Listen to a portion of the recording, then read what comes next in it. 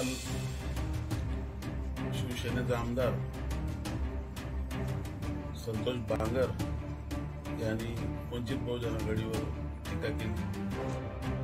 मुळामध्ये संतोष बांगर या गंजेटीला जो गांजा पिऊन दिवसभर फिरत असतो अशा माणसाला टीका करण्याचा काहीच अधिकार नाही। आपण जर हिंगोली जिल्ह्यामध्ये कळमनुरी मतदारसंघामध्ये आपण बघितलं तर सगळ्यात जास्त अवैध धंदे चालवणारा जर कोणी व्यक्ती असेल तर तो संतोष बांगर आहे। याचे पत्त्याचे क्लब आहे, अवैध दारूचे धंदे आहे आणि याच्या घरामध्ये मटक्याचा धंदा आहे। अशा व्यक्तीनं वंचित बहुजन आघाडीवर टीका करू नये। जर टीका करत असेल तर त्याचे पुरावे त्यांनी सादर करावे। जर आपण पुरावे सादर केले नाही तर आपण 2 दिवसामध्ये जाहीर माफी या ठिकाणी मागावी, अन्यथा संपूर्ण महाराष्ट्रामध्ये आपल्याला वंचित बहुजन आघाडीचे कार्यकर्ते, आंबेडकर चळवळीतले कार्यकर्ते, बौद्ध कार्यकर्ते अख्ख्या महाराष्ट्रामध्ये कुठेही फिरू देणार नाही।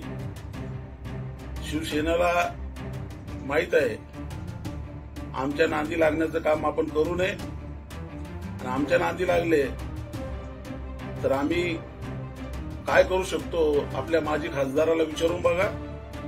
त्यांना सुद्धा आम्ही या ठिकाणी माफी मागण्यास भाग पाडलं होतं, तेही असंच वेड्यासारखं बारगळले होते। त्याचप्रमाणे आपण जे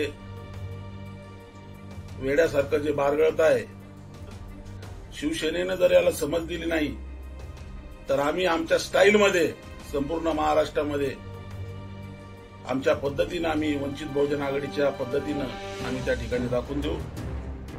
शिवसेनेला आव्हान आहे की या घरकुल्या आमदाराला आवर घालावं। आमच्या पक्षावर व आमच्या पक्षप्रमुखावर अशी प्रकारची टीका जर होत असेल तर शिवसेनेने त्यांच्यावर होणारी टीका सहन करण्याची तयारी ठेवावी। संतोष बांगर, तू 2 दिवसामध्ये माफी जर मागितली नाही तर तुला महाराष्ट्रामध्ये फिरणे मुश्किल करू व महाराष्ट्रामध्ये वंचित बहुजन आघाडीचे कार्यकर्ते तू जिथं महाराष्ट्रात फिरल तिथं तुझं तोंड काळं करू, हे लक्षात घे।